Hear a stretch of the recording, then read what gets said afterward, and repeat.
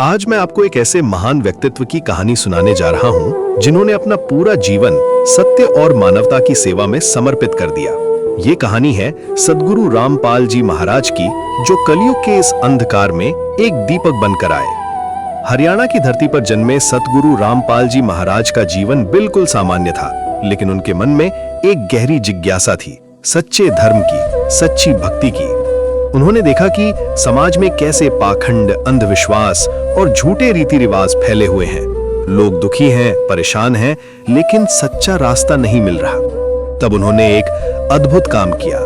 उन्होंने सभी धर्म ग्रंथों का गहन अध्ययन शुरू किया, वेदों से लेकर गीता तक, कुरान से लेकर बाइबल तक और गुरु ग्रंथ साहिब तक। वे रात दिन पढ़ते रहे, समझते रहे और फिर उन्हें मिला वो सच्चा ज्ञान जो सदियों से छुपा हुआ था।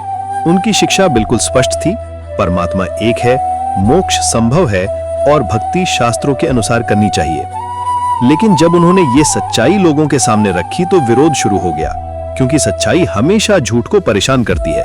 फिर भी वे रुके नहीं, गांव-गांव, शहर-शहर घूमते रहे, कभी भूखे, कभी थके हुए, लेकिन उनका संकल्प अटूट था। हर आत्मा तक सच्चा ज्ञान पहुंचाना था। और देखिए कुलदीप, क्या कमाल हुआ। लाखों लोगों ने नशा छोड़ दिया, मांसाहार त्याग दिया, दहेज जैसी कुरीतियों से दूरी बना ली। लेकिन सबसे कठिन समय तब आया जब उन पर झूठे आरोप लगाए गए, जेल भेजा गया। लेकिन वहां भी उनके चेहरे पर शांति थी, कोई गुस्सा नहीं, कोई बदला लेने की भावना नहीं। बस एक ही बात कहते रहे, सत्य कभी दबता नहीं। और आज देखिए, उनके सत्संग सिर्फ भारत में ही नहीं बल्कि पूरी दुनिया में पहुंच रहे हैं। करोड़ों लोग शांत जीवन जी रहे हैं, सच्ची भक्ति कर रहे हैं, मानवता का मार्ग अपना रहे हैं। वे सिर्फ एक संत नहीं बल्कि एक एकता के सूत्र हैं, असहायों के सहारे हैं और मोक्ष के मार्गदर्शक हैं। यही है सच्चे संत की पहचान। वे संघर्ष के माध्यम से मानवता की सेवा करते हैं।